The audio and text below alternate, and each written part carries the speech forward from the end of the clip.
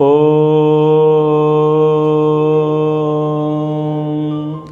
सहनाववतु सहनौ भुनक्तु सह वीर्यं कर्वावहै तेजस्विनावधीतमस्तु मा विद्विषावहै। ओम शांति शांति शांति। मनुस्मृति की इस अध्ययन कक्षा में आप सभी का स्वागत है। 12वें अध्याय का हम यहाँ अध्ययन कर रहे हैं।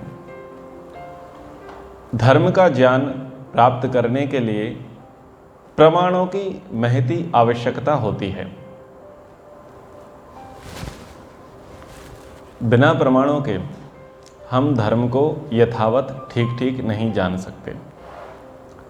परंतु धर्म के क्षेत्र में कुछ मतावलंबियों ने साधारण भोली भाली जनता को बहुत ही भ्रमित कर रखा है और वो कहते हैं बाबा वाक्यम प्रमाण्यम।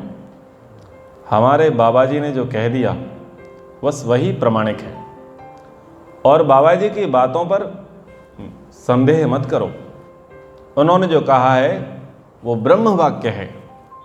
ऐसी ऐसी बातें कुछ मतावलंबी लोग कहते हैं। और क्या कहते हैं, फलाने शास्त्र में ऐसा लिखा है, महर्षि फलाने फलाने ने ऐसा कहा। समझ रहे हैं ना, फलाने फलाने के स्थान पर वो अपने मन मुताबिक शास्त्र का नाम ले लेते हैं और मन मुताबिक किसी ऋषि का नाम ले लेते हैं और कहते हैं वहाँ एक बार ऐसा प्रसंग आया, उन्होंने ऐसा ऐसा समझाया और जनता ने बस सुन लिया, समझ लिया और स्वीकार कर लिया। क्यों स्वीकार कर लिया? बोले बाबा जी ने बोला है, बड़े मंच पे बोला है, कथा के अंतर्गत बोला है, तो लोगों ने स्वीकार कर लिया। परंतु किसी भी व्यक्ति ने ये विचार नहीं किया, इतना सामर्थ्य नहीं दिखाया कि क्या जिस पुस्तक या जिस ऋषि जिस विद्वान के विषय में उन्होंने कहा है, क्या वो पुस्तक में उसने ऐसा लिखा भी है या नहीं। बस कह दिया और चल पड़ा। तो महर्षि मनु जी महाराज ने बहुत अच्छा विधान यहाँ पर किया। बोले प्रमाणों से धर्म की परीक्षा करो, क्योंकि ऋषि लोग जानते हैं कि आगे कुछ धूर्त लोग होंगे, कुछ ढोंगी, कुछ पाखंडी लोग होंगे जो भोली जनता को शिक्षा के अभाव में बहलाएंगे, फुसलाएंगे। इसलिए उन्होंने शास्त्रों का वर्णन कर दिया और शास्त्र में समस्त विधि और निषेध परक बातें उन्होंने कह दी। पर ये लोग भी बड़े चतुर हैं। अपनी दुकानदारी चलाने के लिए उन्होंने उन ग्रंथों को ही प्रक्षेप करा दिया और उन ग्रंथों को कह दिया कि ये सामान्य जनता के पढ़ने के योग्य नहीं है, हर व्यक्ति का सामर्थ्य इसका नहीं है, इसको तो कोई जाति विशेष के लोग ही पढ़ सकते हैं और दूसरे नहीं पढ़ सकते, एक विशेष वर्ग के लोग ही पढ़ेंगे। यानी जन सामान्य धर्म शास्त्रों को नहीं पढ़ सकता, जन सामान्य धर्म शास्त्रों को अपने घरों में नहीं रख सकता। यदि जन सामान्य को पढ़ना ही है तो गुरु जी के उपदेश पढ़ो, जो उन्होंने पुस्तक लिख दी है, जो उन्होंने चौपाइयों से भर दी है, जो उनके व्याख्यान है, आप तो उन्हीं पुस्तक को पढ़ो, उन्हीं का स्वाध्याय करो, उसी का पारायण करो, उसी का पाठ करो और आवश्यकता पड़े तो उसी से आहुति दे डालो। ये स्थिति है समाज में। और बोलते हैं गुरु जी की जो बात है वो मंत्र के समान है। कई स्थानों पर मैंने देखा कि लोग हवन कर रहे हैं और हवन करते समय रामचरितमानस की चौपाइयों से आहुति दे रहे हैं। मैंने पूछा ये कौन सा नियम है जो आप रामचरितमानस से आहुति दे रहे हैं? बोले जी ये तो मंत्र हैं साक्षात। मैंने कहा क्या आप ये जानते हैं मंत्र किसे कहते हैं? क्या आप ये जानते हैं कि मंत्र किसके अंतर्गत आते हैं? क्या आप ये जानते हैं कि मंत्र किसकी वाणी है? तो उस पर वो मौन, चुप। बोले नहीं, वो तो भगवान का व्याख्या है इसलिए सब मंत्र हैं। तो ऐसी ऐसी मूर्खता समाज में चल पड़ी है। गीता जी के श्लोक को मंत्र मानेंगे, रामायण की चौपाई को मंत्र मानेंगे, दुर्गा सप्तशती के चौपाइयों को, श्लोकों को मंत्र मानेंगे और उन्हीं से आहुतियाँ देना शुरू कर देंगे। मंत्र के नाम पर श्लोकों का पाठ करेंगे, मनगढ़ंत श्लोकों का पाठ करेंगे। तो ऐसा ऐसा कौभांड, ऐसा ऐसा पाखंड समाज में चल पड़ा है। आपको हवन करना ही है तो वेद मंत्रों के माध्यम से करो, किसने मना किया है? लेकिन मनगढ़ंत ग्रंथों के आधार लेकर के तो मत करो, उनकी प्रतिष्ठा में तो मत करो। तो ये सब चीज़ें कब चल पड़ती हैं? जब व्यक्ति तर्क नहीं करता, जब व्यक्ति प्रमाणों से परीक्षा नहीं करता। इसलिए धर्म की परीक्षा करनी चाहिए। जो कोई कहे कि ये धर्म है, ऐसा ऐसा मानना धर्म है, तो उसकी परीक्षा करनी चाहिए, उसकी गवेषणा करनी चाहिए। तो उसके संबंध में महर्षि मनु जी कहते हैं, प्रत्यक्षम च अनुमानम च शास्त्रम च विविधागमः त्रयम सुविदितम कार्यम धर्म शुद्धिम अभीप्सिता। जी, श्लोक संख्या मनुस्मृति 12वां अध्याय श्लोक संख्या 105 नोट कर लीजिए। कह रहे हैं प्रत्यक्षम च अनुमानम च धर्म शुद्धिम अभीप्सिता।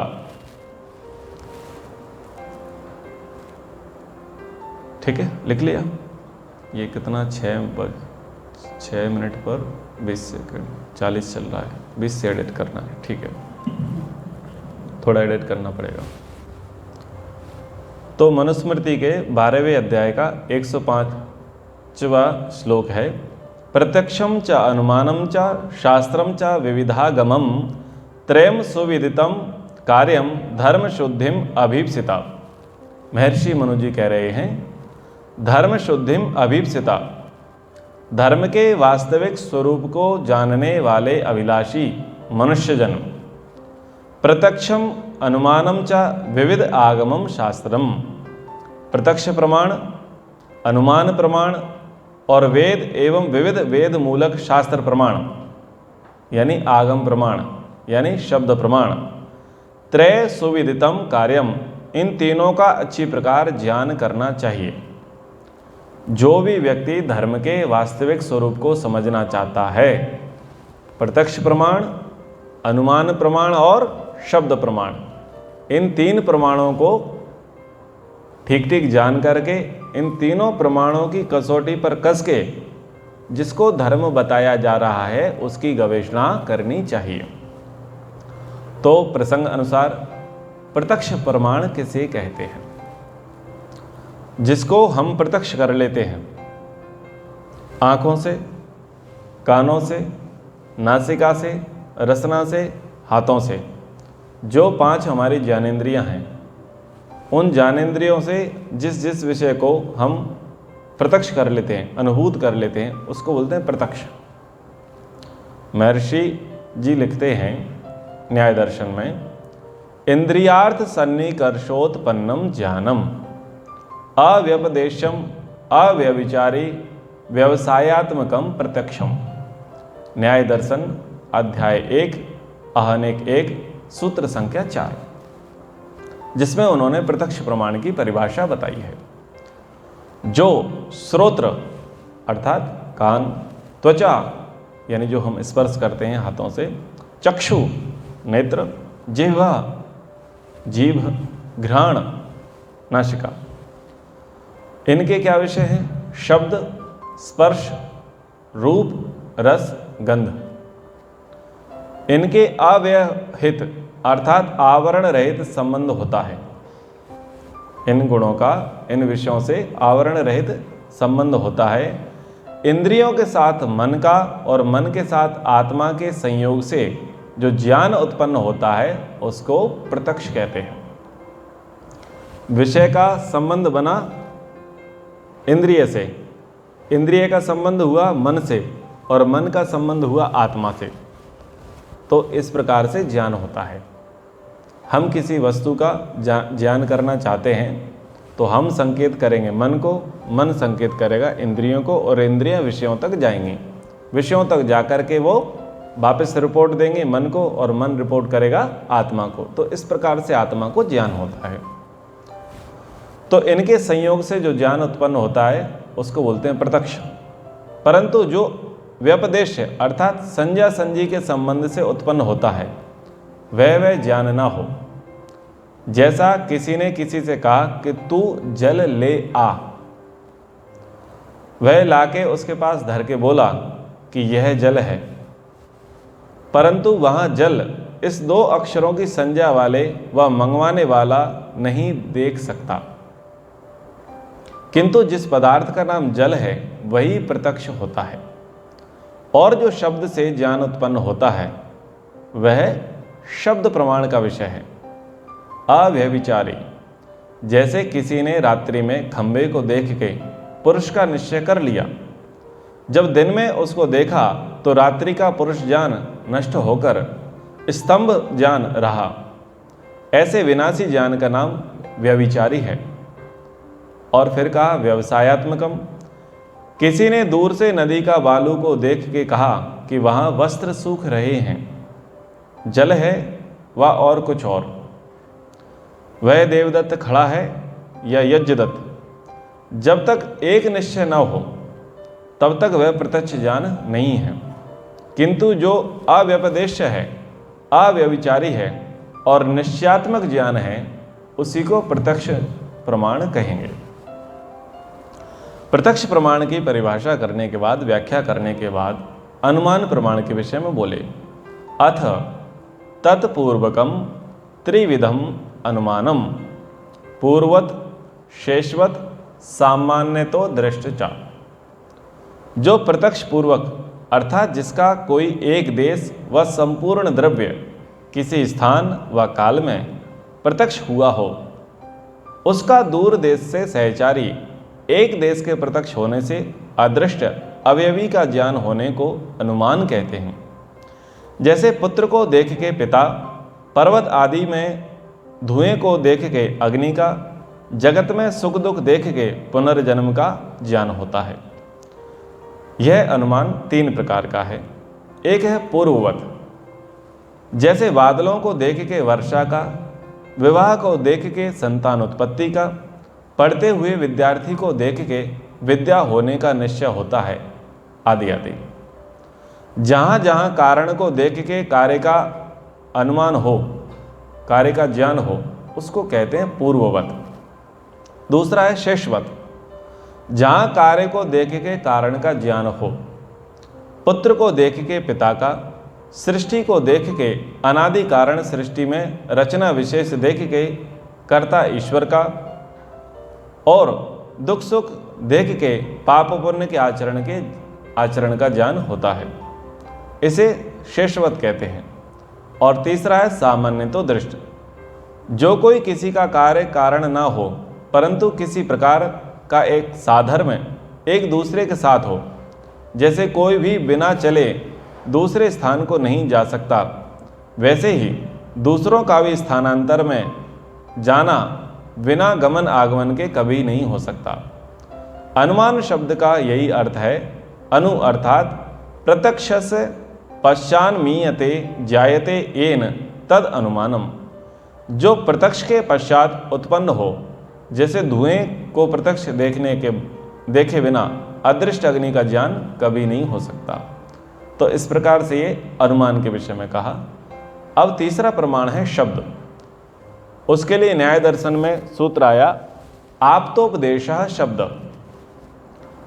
जो आप्त अर्थात पूर्ण विद्वान, धर्मात्मा, परोपकार प्रिय, सत्यवादी, पुरुषार्थी, जितेंद्रिय पुरुष जैसा अपने आत्मा में जानता हो और जिससे सब पाया हो, उसी के कथन की इच्छा से प्रेरित सब मनुष्यों के कल्याणार्थ उपदेष्टा हो। अर्थात जितने पृथ्वी से लेके परमेश्वर पर्यंत पदार्थों का ज्ञान प्राप्त होकर उपदेष्टा होता है, जो ऐसे पुरुष और पूर्ण आप्त परमेश्वर के उपदेश वेद हैं, उन्हीं को शब्द प्रमाण जानो। तो शब्द प्रमाण की व्याख्या इन्होंने इस प्रकार से की है। ये सारे वचन महर्षि जी के हैं। तो प्रत्यक्ष प्रमाण, अनुमान प्रमाण और शब्द प्रमाण, इन तीनों प्रमाणों को ठीक से जान करके, समझ करके, इनके आधार पर ही हमें धर्म को जानने का प्रयास करना चाहिए। बिना इन प्रमाणों के जाने धर्म के मत को स्वीकार नहीं करना चाहिए, क्योंकि लोग धर्म के नाम पर कुछ और ही परोस रहे हैं। और धर्म में तर्क अत्यंत आवश्यक है। यूं तो ऐसा कह दिया जाता है कि धर्म तर्क का विषय नहीं है। यदि तर्क कुतर्क करेंगे तो आप धर्म से भ्रष्ट हो जाएंगे, धर्म से पतित हो जाएंगे। धर्म तो आस्था का विषय है, श्रद्धा से उसे स्वीकार लो, ऐसा लोगों के द्वारा कहा जाता है। परंतु महर्षि मनु इस पक्ष में नहीं है, वो इस मत को नहीं स्वीकारते। वो कहते हैं आर्ष धर्मोपदेशम च वेद शास्त्र अविरोधिना यस तर्केण अनुसंधत्ते सह धर्मम वेद न इतरः। इस श्लोक को आप लिख सकते हैं, मनुस्मृति 12वां अध्याय श्लोक संख्या 106। जो मनुष्य आर्ष चा धर्म उपदेशम, वेद और ऋषि वेद धर्मोपदेश हैं, अर्थात जो धर्मशास्त्र का वेद शास्त्र अविरोधिना तर्केण अनुसंधत्ते, वेद शास्त्र के अनुकूल तर्क के द्वारा अनुसंधान और चिंतन करता है, सा धर्मम वेद न इतरः, वही धर्म के वास्तविक स्वरूप को समझ पाता है, अन्य नहीं। इसमें व्याख्या की अपेक्षा है, कुछ उदाहरण, यह समझ में आ गया। जो भी कोई मनुष्य है, ऋषि प्रणीत ग्रंथ हैं और वेदादि सत्य शास्त्र हैं, वेद हैं, इनको जो मानता है, ठीक है। दूसरा, जो इनके अनुकूल हैं उनको जो मानता है। तो यदि कोई भी व्यक्ति कहता है कि ये धर्म है, ये धर्म है, अपने अपने तरीके से धर्म का वो पक्ष रखेंगे, तो वहां पर तर्क करने की आवश्यकता है। और तर्क के लिए परम प्रमाण है वेद। जो भी बातें हैं, यदि वो वेद के अनुकूल हैं तो वो स्वीकार्य होंगी, और यदि वो वेद विरुद्ध होंगी तो वो स्वीकार्य नहीं होंगी। तो तर्क बुद्धिमान के लिए लिखा है, मूर्ख के लिए तर्क नहीं है। समझ में आया? क्योंकि मूर्ख तर्क नहीं करता, मूर्ख कुतर्क करता है, विद्वान तर्क करता है। जैसे कि किसी ने कहा कि सृष्टि की उत्पत्ति तो कमल के फूल से हुई, अथवा किसी ने कहा सृष्टि की उत्पत्ति गऊ के अंदर से हुई, अथवा किसी ने कहा सृष्टि की उत्पत्ति एक दिव्य जो पुरुष था उसके बाएं हाथ से स्त्री बनी, दाएं हाथ से पुरुष बना, फिर उन्होंने सृष्टि की उत्पत्ति की। फिर कोई कहे कि उनके भगवान ने कुन बोला और सृष्टि बन गई। तो ऐसे सब लोग अपने अपने तरीके से सृष्टि उत्पत्ति का वर्णन करेंगे। तो जब ये बोला जाए तो फिर तर्क करना चाहिए कि कमल के फूल से सृष्टि बनी, तो कमल का फूल कहाँ था? क्या वो सृष्टि का हिस्सा नहीं था? और कमल का फूल बिना पानी के कैसे बना? और वो पानी बिना धरती के कैसे आया? और वो धरती, वो मिट्टी, वो अन्य भूगोल नक्षत्रों के बगैर कहाँ से आई? ऐसे तर्क करना पड़ेगा। तो ऐसे तर्क करेंगे तो फिर क्या करना पड़ेगा कि ये बात तो इनकी समझ से परे है। फिर वेदादि शास्त्रों को उठाएं, वहाँ पर सृष्टि निर्माण प्रक्रिया देखें, वहाँ की सृष्टि निर्माण प्रक्रिया से इनकी सृष्टि निर्माण प्रक्रिया नहीं मेल खाती, तो इसका अर्थ ये है कि ये अप्रमाणिक हैं, झूठे हैं, गपोड़ हैं। तो ऐसे तर्क करना पड़ता है। किसी ने कहा ईश्वर अवतार लेता है और ईश्वर साकार है, और मंत्रों से उसकी प्राण प्रतिष्ठा हो जाती है और मंत्र ब्राह्मणों के वश में है। किसी ने ऐसी बात कही और अपनी अपनी पुस्तकों से प्रमाण ला करके दे दिए। तो जब वेदादि शास्त्र पढ़ते हैं तो वहाँ पर तो ये कहा जाता है कि ईश्वर सर्वव्यापक है, तो जो सर्वव्यापक है वो एक देशी नहीं हो सकता, और एक देशी नहीं हो सकता एक स्थान विशेष पर भी नहीं हो सकता। फिर जो सब जगह है फिर उसे अवतार लेने की क्या आवश्यकता है। और शास्त्र कहते हैं न तस्य प्रतिमास्ति यस्य नाम महद यशा, उसका तो कोई शेप नहीं है, कोई आकार नहीं, कोई मूर्त रूप नहीं है, लोगों ने तो मूर्तियां बना दी। तो ये सब बातें वेद विरुद्ध होने से गपोड़ हैं, गप है, और इनकी बातें सब झूठी हैं। तो ऐसे तर्क करना पड़ेगा, प्रमाण खोजने पड़ेंगे, और जब बातें वेद विरुद्ध होंगी तो सिरे से उनको खारिज करना पड़ेगा। ठीक है। अब बहुत सारे लोग कहते हैं कि भाई सर्वांश में तो ये गलत है नहीं, कुछ कुछ इनके अंदर अच्छी बातें भी हैं।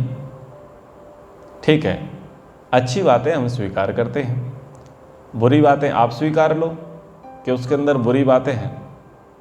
तो जब वो बुरी बातें स्वीकारने लग जाए तो उससे एक बात पूछिएगा, उससे कहिएगा एक तरफ गाय का शुद्ध देसी दूध बिना मिलावट का मिल रहा है, आपके ही सामने लगा हुआ, दोहा हुआ, और एक प्लास्टिक की थैली में पैक मिल रहा है, डेयरी से मिल रहा है, मार्केट से मिल रहा है, जिसकी सत्यता की, गुणवत्ता की कोई गारंटी नहीं है और जिससे हानि होने की पूरी संभावना है।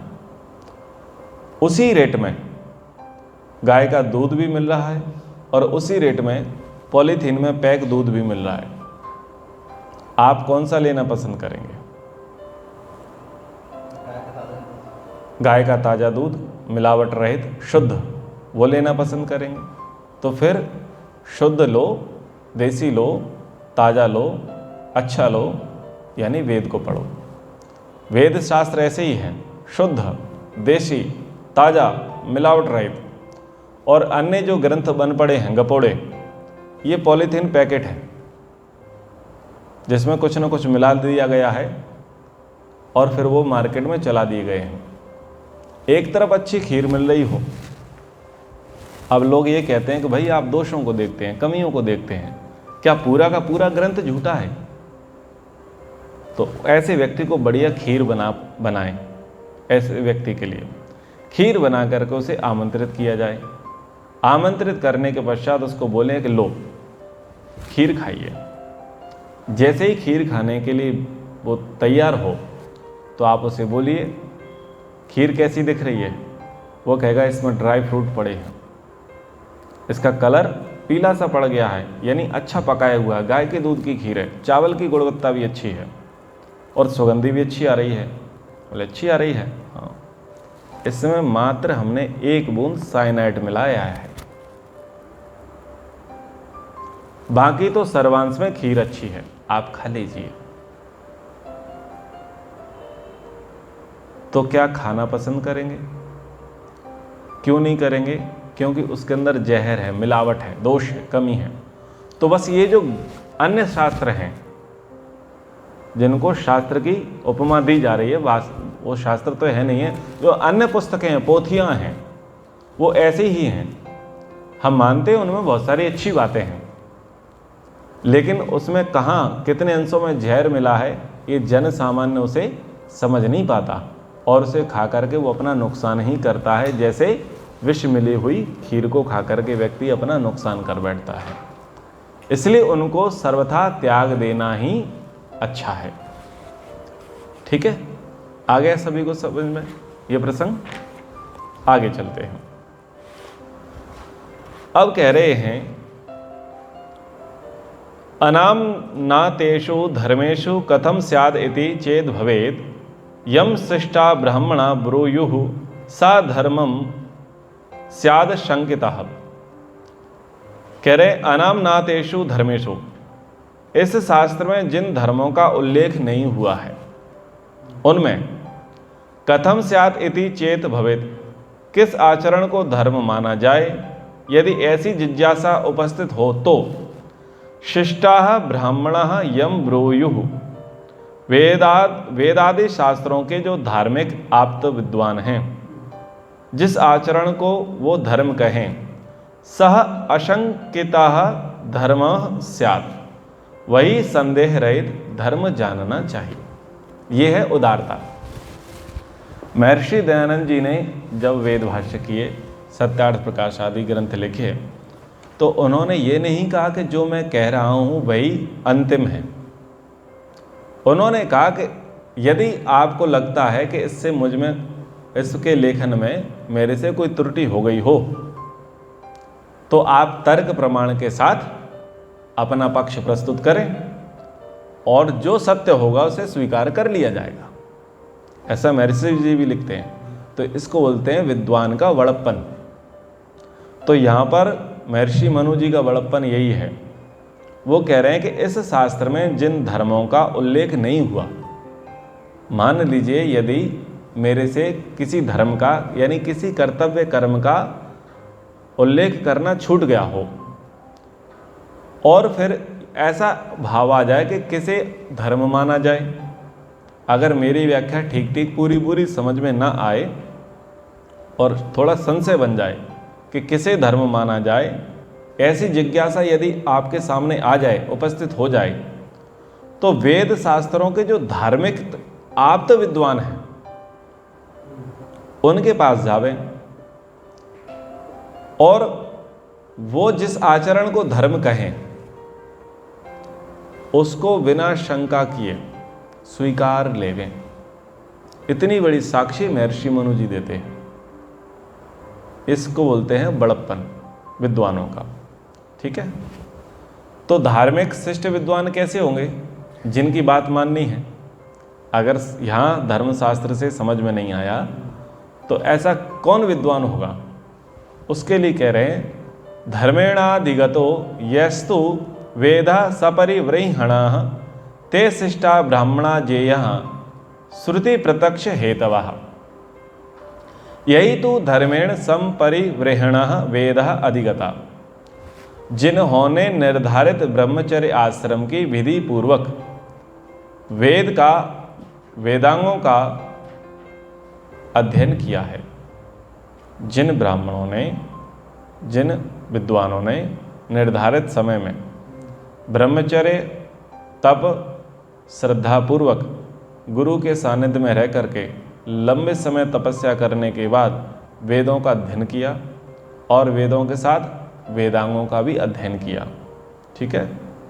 ते श्रुति प्रत्यक्ष हेतवा ब्राह्मणा, उन वेदों के यथार्थ का प्रत्यक्ष करने वाले विद्वानों को, यानी वेदों का साक्षात्कार करने वाले, ऋषियोर मंत्र दृष्टारः, जिन्होंने वेद मंत्रों का साक्षात्कार किया है, समाधि में वेद के मंत्रों को जाना है, समझा है, उन विद्वानों को शिष्ट संज्ञक विद्वान जानना चाहिए। वो शिष्ट है, यानी एक ऋषि दूसरे ऋषि के लिए कह रहा है। सामान्य संस्कृत के विद्वान के लिए नहीं बात कही गई है कि सामान्य संस्कृत का विद्वान हो, सामान्य व्याकरण का विद्वान हो, सामान्य शास्त्रों का जानकार हो, भले ही वो अन्यों की अपेक्षा विशिष्ट हो, लेकिन ऋषि यहाँ पर रिकमेंड कर रहे हैं ऋषि को ही, जो स्वयं ऋषि की श्रेणी का हो, जिसने वेद मंत्रों को यथार्थ जाना हो, समझा हो, उसको। महर्षि दयानंद जी संस्कार विधि में गृहस्थ आश्रम प्रकरण में इस संदर्भ में लिखते हैं कि शिष्ट सब मनुष्य मात्र नहीं होते, किंतु जिन्होंने पूर्ण ब्रह्मचर्य और धर्म से सांगोपांग वेद पढ़े हों और जो श्रुति प्रमाण और प्रत्यक्ष आदि प्रमाणों ही से विधि व निषेध करने में समर्थ धार्मिक परोपकारी हों, वे ही शिष्ट पुरुष होते हैं। तो ये शिष्ट पुरुष की व्याख्या महर्षि दयानंद जी ने कर दी है। तो इतना प्रसंग हमारा यहाँ पर हो गया कि धर्म की जिज्ञासा करनी है, धर्म को जानना है, समझना है, तो प्रमाण से जाने, प्रत्यक्ष प्रमाण, अनुमान प्रमाण और शब्द प्रमाण, बिना तर्क के धर्म को स्वीकार ना करें। ठीक है। इतना प्रसंग हमारा हो गया है। फिर अगला प्रसंग चलेगा, तो कक्षा को हम यहीं पर विराम करते हैं। एक बार ओम का उच्चारण। ओ